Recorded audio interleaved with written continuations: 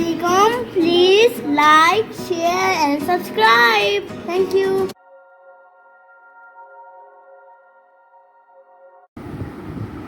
أعوذ بالله السميع العليم من الشيطان الرجيم من حمزه ونفخه ونفسه بسم الله الرحمن الرحيم ربي يسر ولا تعسر وتمم بالخير ربي زدني علما يا أيها الذين آمنوا بالله ورسوله والكتاب الذي نزل على رسوله والكتاب الذي أنزل من قبل ومن يكفر بالله وملائكته وكتبه ورسله واليوم الآخر فقد ضل ضلالا بعيدا إن الذين آمنوا ثم كفروا ثم آمنوا ثم كفروا ثم ازدادوا كفرا لم يكن الله ليغفر لهم ولا ليهديهم سبيلا بشر المنافقين بأن لهم عذابا أليما. یہ 3 آیات مبارکہ ہیں 136 سے 138 سورۃ النساء 5واں سپارہ اور ترجمہ احمد رضا کا کنز الایمان ہے. اے ایمان والو ایمان رکھو. یہاں آپ ایمان رکھو کے بجائے آپ بہتر ہے کہ ترجمہ کریں اے ایمان والو ایمان لاؤ یا اے ایمان والو یقین رکھو. یہ ترجمہ کریں تو زیادہ بہتر ہے. بہرحال اے ایمان والو ایمان رکھو اللہ اور اللہ کے رسول پر. آمنو باللہ و رسولہ اور اس کتاب پر جو اپنے اس رسول پر اتاری نزل علی رسولہ اور اس کتاب پر جو پہلے اتاری.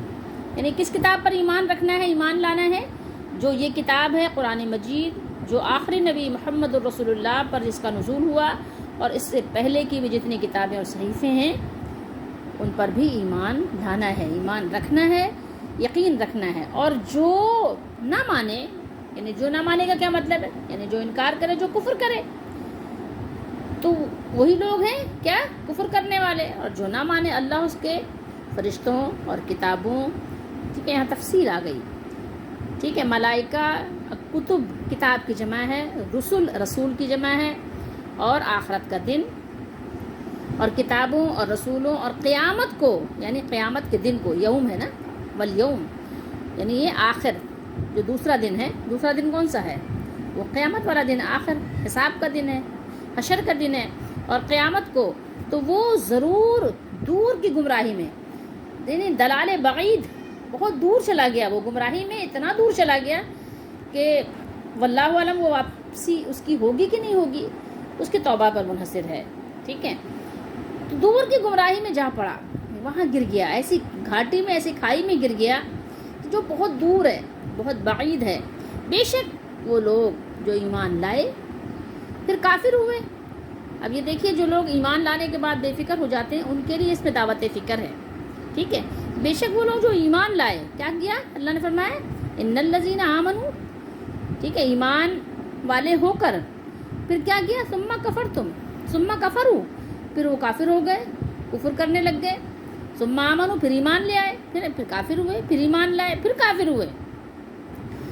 ٹھیک ہے پھر اور کفر میں بڑھے پھر کیا ہوا کفر میں مزید ترقی ہو گئی.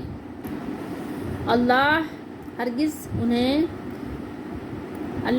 نہ انہیں بخشے نہ ان کی معافی نہیں ہے. لیغفر لہم ان کے لیے اللہ کی طرف سے کوئی معافی بھی نہیں ہے اور نہ انہیں راہ دکھائے. ٹھیک ہے ان کو ہدایت کا راستہ بھی اللہ تعالیٰ نہیں دکھائے گا. ٹھیک ہے کیوں اس لیے کہ وہ کفر میں ترقی کرتے کرتے اسی میں جو ہے پڑے رہ گئے نکلنے کی کوشش نہیں کی. پھر مزید یہاں پر منافقوں کی بات آ گئی. خوشخبری بشارت. ٹھیک ہے خوشخبری وہ خوشخبری دو منافقوں کو. ٹھیک ہے کہ ان کے لیے دردناک عذاب ہے. منافق تو منافق ہے نا تو اللہ تعالیٰ نے فرمایا کہ منافقوں کو خوشخبری دو.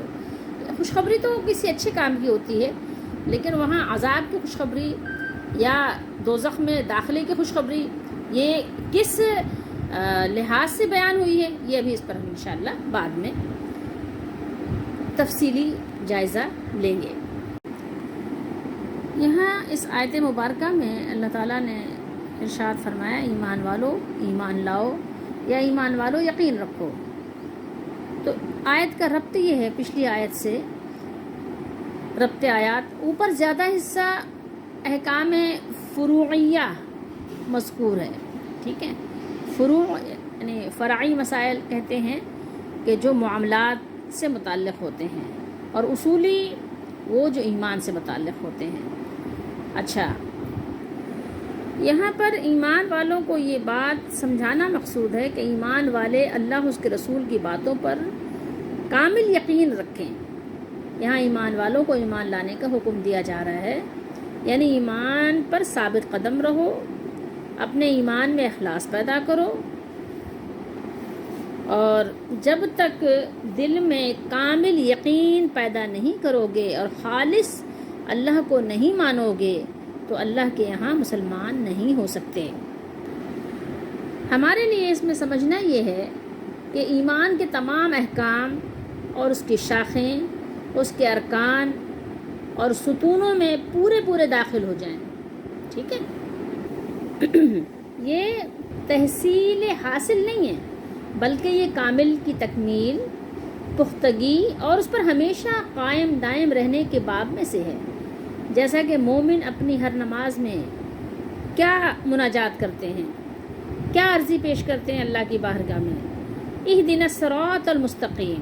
کیا کہتے ہیں سورہ فاتحہ میں، ہر نماز میں، اہدنا الصراط المستقیم، ہم کو سیدھے راستے پہ چلائیے، ہم کو سیدھے راستے پہ چلا دیجئے، ہمیں اس میں بصیرت عطا فرما، ہدایت میں اضافہ فرما اور اس پر ثابت قدم رکھ. اللہ تعالیٰ نے اپنی ذات کے ساتھ ساتھ اپنے رسولوں پر ایمان لانے کا حکم دیتے ہوئے ارشاد فرماتے ہیں، یا ایھا الذین آمنوا اتقوا اللہ وآمنوا برسولہ. سورہ حدید میں فرمایا مومنو اللہ سے ڈرو اور اس کے رسولوں پر ایمان لاؤ. یہاں پر غور کرنے کا مقام ہے کہ اسلام قبول کر لینے کے بعد بھی انسان کو کتنے ہی کٹھن مرحلوں سے گزرنا پڑتا ہے. یہ حقیقت کے الفت میں قدم رکھنا ہے. لوگ آسان سمجھتے ہیں مسلمان ہونا، لیکن یہ بات بھی تو ہے کہ اگر آپ مسلمان نہیں ہوں گے، مسلمان نہیں بنیں گے، تو دنیا کی تھوڑی سی تکلیفوں سے ہو سکتا ہے کہ آپ بچ جائیں، لیکن پھر آخرت کے جو اللہ تعالیٰ کے عذاب ہیں، اس کی ناراضگی کے جو سامان ہیں، پھر اس سے کیسے بچیں گے؟ دو چیزوں میں ایک چیز تو اختیار کرنی ہے، یا تو دنیا کی تھوڑی سی تکلیف کو برداشت کر لیں اور آخرت کے انعامات کے حقدار بن جائیں، یا تو دنیا کے مزوں کے پیچھے بھاگ لیں، اس کو حاصل کر لیں اور آخرت میں اللہ تعالیٰ کے ناراضگی کو اپنے اوپر واجب کر لیں. اللہ تعالیٰ ہم سب کو سمجھنے کی توفیق دے. تو مومن تو وہی ہے جو بڑی جمع مردی کے ساتھ کسی خطرے، کسی وسوسے کو خاطر میں نہ لاتے ہوئے، اور یہ دنیا کے جو جاہ و زیست کو ٹھوکریں مارتے ہوئے، ان سب چیزوں کو ٹھوکریں مارتے ہوئے آگے قدم بڑھاتے ہوئے چلے جائیں، اور جو اللہ وحدہ لا شریک کا حکم ہے اس میں کامل طریقے سے کوشش کرتے ہوئے، عمل کرتے ہوئے، آگے بڑھتے ہوئے اور منازل کو طے کرتے ہوئے گزرتے چلے جائیں. خداوندا تو ہم کو دولت ایمان عطا فرما، جو تیری یاد میں بے چین ہو وہ جان عطا فرما. کچل ڈالا جوان مردوں نے شر نفس شیطان کو، مجھے بھی میرے مولا جرت مرداں عطا فرما، اور صراط احمد مرسل پہ ہم کو استقامت دے، اور میرے سینے میں یا رب حکمت قرآن عطا فرما، میرے سینے میں یا رب حکمت قرآن عطا فرما. والکتاب الذی نزل علی رسولہ، اور جو کتاب اس نے اپنے رسول نبی آخر الزمان صلی اللہ علیہ وسلم پر نازل کی ہے، قرآن مجید. والکتاب الذی انزل من قبل، اور جو کتابیں اس سے پہلے نازل کی تھیں سب پر ایمان لائیے، سب پر ایمان لاؤ۔ یہاں پر جو کتاب، دیکھیں آپ اردو میں بھی کتاب بولتے ہیں نا، کتاب، لفظ کتاب، تو یہ کتاب کا لفظ جو ہے اس جنس کے لیے ہے، جنس جو سابقہ تمام کتابوں پر مشتمل ہے۔ قرآن مجید کے لیے یہاں پر کیا استعمال کیا؟ نزلہ، نزلہ کا لفظ استعمال کیا گیا ہے، کیونکہ یہ حسب حالات و واقعات تھوڑا تھوڑا نازل ہوا ہے۔ جیسے بندوں کو اپنے دنیا اور آخرت کے معاملات میں ضرورت تھی، ٹھیک ہے، ویسے اللہ تعالیٰ نے اس کا نزول فرمایا، جبکہ سابقہ تمام آسمانی کتابیں اپنے اپنے دور میں ایک ساتھ یکبارگی نازل ہوئی تھی، اس لیے ان کا ذکر کرتے ہوئے اللہ رب العالمین نے ارشاد فرمایا والکتاب الذی انزل من قبل، اور پھر آگے کیا فرمایا؟ ومن یکفر باللہ وملائکتہ وکتبہ ورسلہ والیوم الآخر فقد ضل ضلالا بعیدا، اور جو شخص اللہ، اس کے فرشتوں اور اس کی کتابوں اور اس کے پیغمبروں یا اس کے رسولوں اور آخرت کے دن سے انکار کرے تو اس کا کیا معاملہ ہوا؟ وہ رستے سے بھٹک کر دور جا پڑا، بہت دور جا کے گر گیا، طریق ہدایت سے بھٹک گیا اور راہ اعتدال سے بہت دور چلا گیا۔ جو کتابیں پہلے اللہ تعالیٰ نے اتاریں، جو پہلے نازل ہوئیں، ان پر ایمان لانے کا مطلب کیا ہے؟ اس پر ایمان رکھنے کا، یقین رکھنے کا مطلب یہ ہے کہ ان کے متعلق یہ عقیدہ رکھا جائے کہ وہ بھی قرآن کی طرح اللہ تعالیٰ کی طرف سے نازل ہوئی تھی، وہ کسی انسان نے نہیں بنائی تھی، ان کا نزول بھی اللہ کی طرف سے ہوا، اللہ نے نازل فرمائی، وہ بھی کسی نبی پر ہی آئیں، ٹھیک ہے۔ اب باقی رہا اس پر عمل، تو اس پر عمل نہیں ہوگا، ٹھیک ہے، عمل ان کتابوں پر نہیں کیا جائے گا، ٹھیک ہے، بلکہ قرآن مجید اور نبی کریم صلی اللہ علیہ وسلم کی سنت پر عمل کیا جائے گا۔ کس طرح؟ جیسے صحابہ کرام رضی اللہ تعالیٰ عنہم نے عمل کیا۔ ان کتابوں میں جو چیز کتاب و سنت کے مطابق ہوگی اس کی تصدیق کی جائے گی کہ ہاں ہماری کتاب میں بھی یہ موجود ہے، ہماری سنت میں بھی یہ موجود ہے، صحابہ کے عمل میں یہ بات موجود ہے، تو یقیناً صحابہ نے رسول اللہ صلی اللہ علیہ وسلم کو عمل کرتے ایسے دیکھا ہوگا، ٹھیک ہے۔ اور جو ہماری کتاب قرآن اور سنت سے خلاف بات ہوگی اسے کیا کریں گے؟ اسے ہم عمل تو دور کی بات ہے، یقین میں نہیں لائیں گے، ٹھیک ہے، اس پر یقین نہیں کریں گے، بلکہ اس کو رد کر دیں گے کیونکہ وہ قرآن و سنت کے خلاف بات ہے۔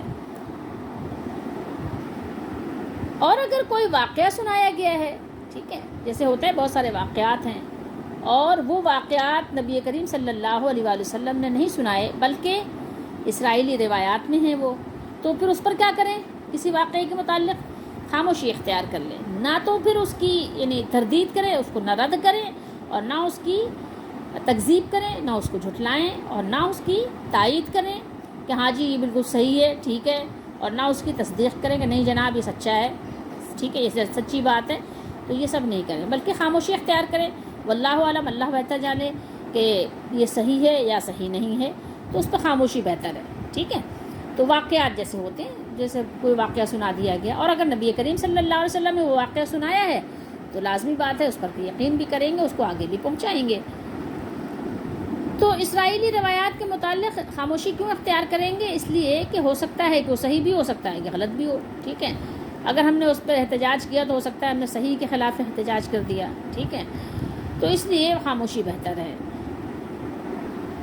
یہاں ارشاد فرمایا ان الذین آمنوا ثم کفروا، ٹھیک ہے، یہاں یہ اللہ تعالیٰ نے بیان کیا اس شخص کے بارے میں جس نے اسلام کو، ایمان کو قبول کر لیا اور اسے پھر چھوڑ دیا، پھر اسے قبول کر لیا، پھر اسے چھوڑ کر دلالت و گمراہی کو قبول کر لیا اور دلالت و گمراہی میں بڑھتے چلے گئے حتیٰ کہ اسی حال میں مر گئے۔ تو مرنے کے بعد تو لازمی بات ہے کہ کسی کی معافی تلافی نہیں ہے اور کوئی توبہ قبول ہونے کا طریقہ کار بھی باقی نہیں رہا۔ جو لوگ اتنے ڈھلمل یقین ہوں، اتنا زیادہ کہ اسلام کی کوئی کامیابی دیکھی تو مسلمان ہو گئے، اور پھر کوئی تکلیف آئی، ذرا شدت کا زمانہ آیا تو کیا ہوا، پھر جلدی سے کفر اختیار کر لیا، پھر کافر ہو گئے، پھر کوئی معجزہ دیکھا، کوئی کرامت دیکھی یا مسلمانوں کے غالب آنے کے کچھ آثار نمایاں ہوئے، کچھ امکانات ظاہر ہوئے تو پھر اسلام کو قبول کر لیا، پھر کسی شیطان نے وسوسہ ڈالا یا مسلمان کسی آزمائش میں مبتلا ہو گئے، کوئی تکلیف آ گئی تو اسلام سے کیا ہوا، رشتہ توڑ کر کفر سے ناطہ جوڑ لیا۔ ایسے مجرم ناقابل معافی ہیں، اور توفیق الہی ان لوگوں کی دستگیری کرنے کے لیے بے چین نہیں ہے کہ جناب آپ آئیے اور آپ کے لیے ہمارے دسترخوان بچھے ہوئے ہیں اور ہمارے ڈرائنگ روم سجے ہوئے ہیں، ایسا نہیں ہے، ٹھیک ہے۔ آپ جدھر جا رہے ہیں جائیے، شوق سے جائیے، خوشی سے جائیے۔ اگر آپ کو یہی پسند ہے کہ گمراہی کے گڑھے میں گرنا چاہتے ہیں اور آپ نے قسم کھائی ہوئی ہے کہ آپ کو گمراہی کے گڑھے میں گرنا ہے، تو ٹھیک ہے، جائیے، اس میں شوق سے آپ غوطہ لگائیں۔ جب آپ کو اسلام میں رغبت نہیں، آپ کو اسلام اور ایمان کی حاجت نہیں، تو پھر اللہ تعالیٰ کو بھی آپ کی ضرورت نہیں ہے، اسلام کو بھی آپ کی کوئی حاجت نہیں ہے۔ پھر اللہ تعالیٰ نے ارشاد فرمایا ثم ازدادوا، ٹھیک ہے، ثم ازدادوا، پھر کفر میں بڑھتے چلے گئے۔ اس کے بارے میں تفسیر ابن ابی حاتم میں ہے، حضرت ابن عباس رضی اللہ تعالیٰ عنہما کی روایت کہ یہ لوگ اپنے کفر ہی پر قائم رہے، یعنی اس پر بالکل استقامت اختیار کر لیا، اس سے ہلے نہیں، یہاں تک کہ مر گئے، ٹھیک ہے، یہاں تک کہ دنیا میں اسی حال میں دنیا سے چلے گئے۔ اور عبداللہ بن عباس رضی اللہ تعالیٰ عنہما کے شاگرد امام مجاہد نے بھی اسی طرح فرمایا۔ پھر اللہ تعالیٰ نے فرمایا کہ اللہ ہرگز ان کو معاف نہیں کرے گا۔ اب یہاں پر کوئی نعوذ باللہ یعنی یہ سوال پیدا کرے یا اس کو یہ خیال اور وسوسہ آئے کہ اللہ تعالیٰ اس کو کیوں معاف نہیں کرے گا۔ اب اس کو آپ اپنے اوپر انسان ہونے کے ناطے سے اپنے اوپر رکھ کر ہی آپ اس کی جو ہے نا وہ زحمت، جس کو ہم گوارا نہیں کرتے، تھوڑی سی زحمت گوارا کر لیجئے تو بات بالکل صاف اور واضح سمجھ میں آ جائے گی کہ اگر مجھ سے اور آپ سے کوئی دور بھاگتا ہے، لفٹ نہیں کراتا، تو آپ اس کے پیچھے کتنی دیر بھاگتے ہیں؟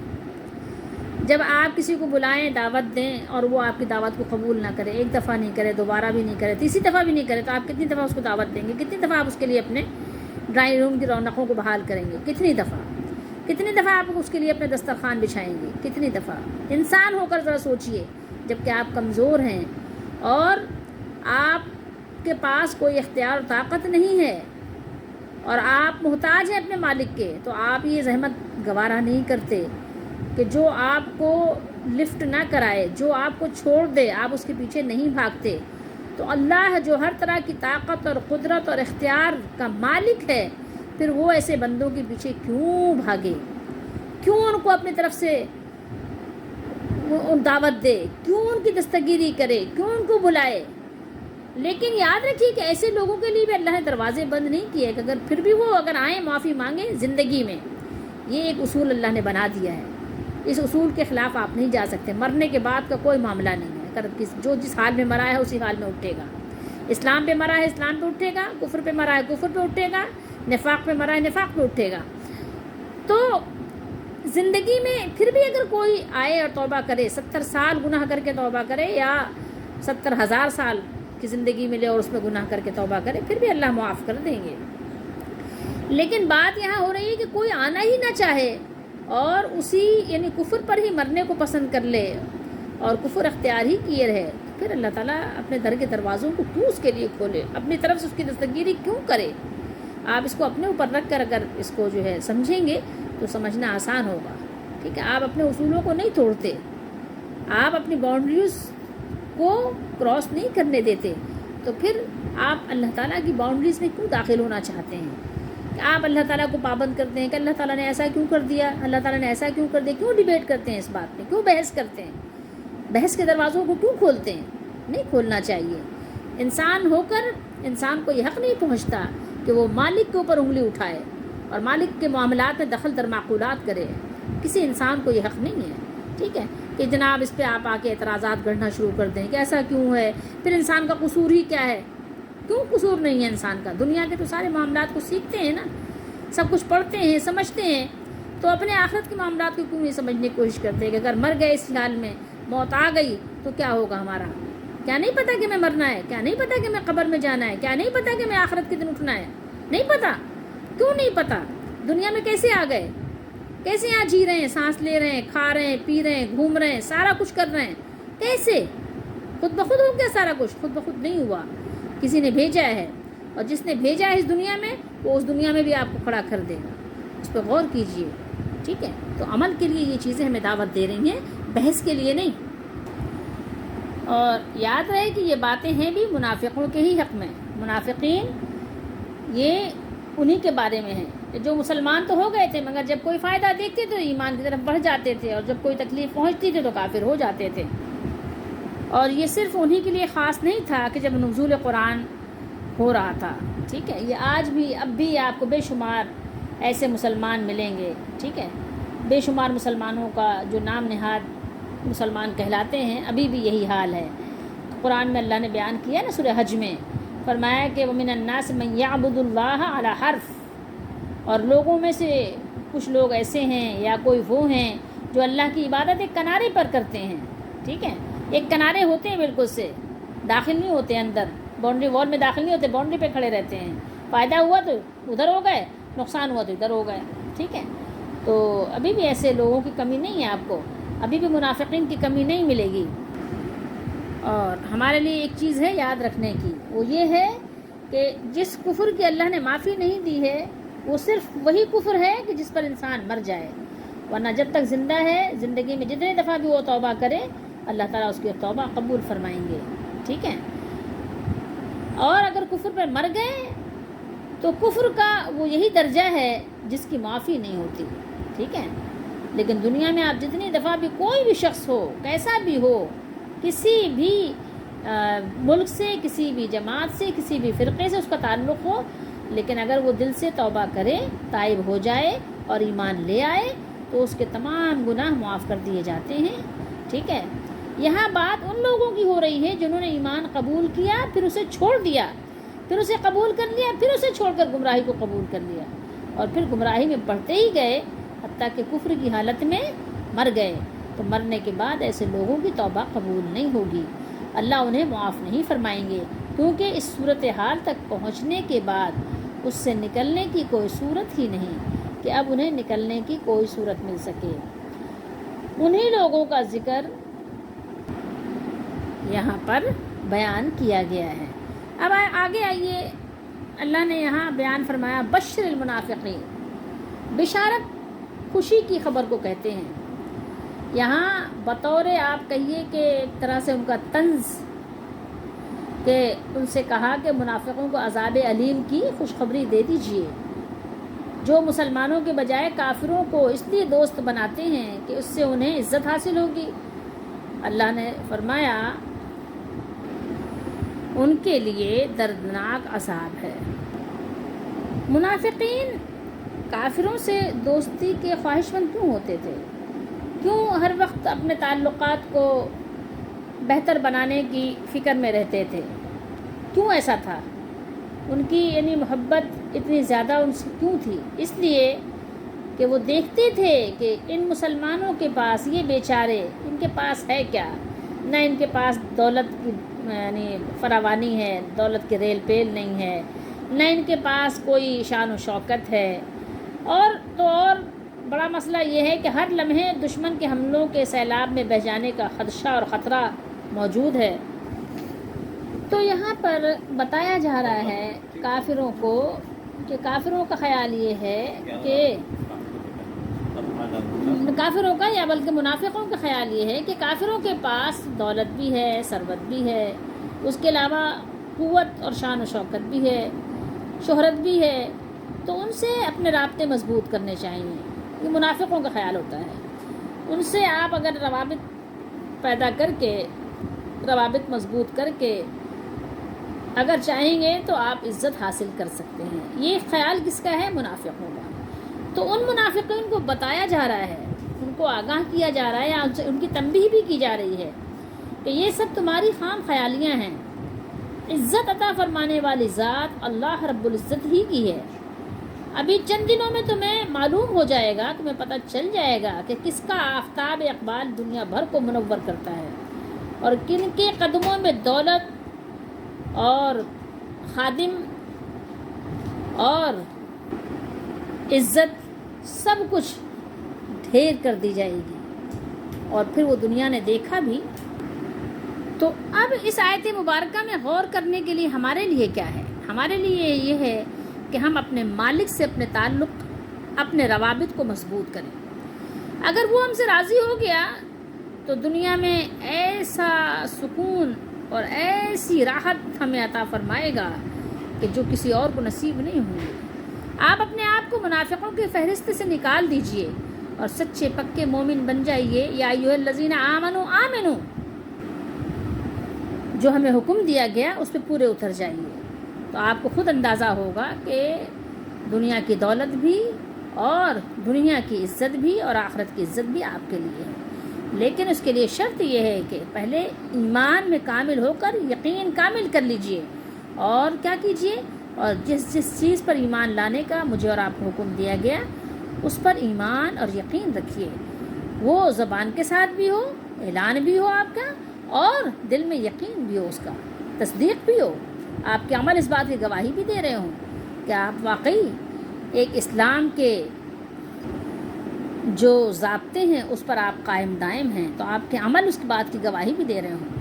تو اللہ تعالیٰ ہم سب کو سمجھنے کی توفیق دے کہ قرآن مجید کو ہم اس کو تلاوت بھی کریں، پڑھیں بھی، اس کو سمجھیں بھی، اس پر عمل بھی کریں، اس پر یقین بھی رکھیں، یقین کے ساتھ عمل کریں کہ آج اگر ہم اس کی تلاوت کر رہے ہیں تو ہمارا اس پر یقین بھی ہو کہ نہیں، جیسا فرمایا ہے ویسا ہی ہوگا، اور پھر اس کے بعد کیا ہو، پھر آگے پہنچانا بھی ہو، آگے کے لیے دعوت بھی ہو لوگوں کو کہ آئیے اس قرآن پر آپ اور میں سب سے پہلے عمل کیجئے اور آگے بھی پہنچائیے۔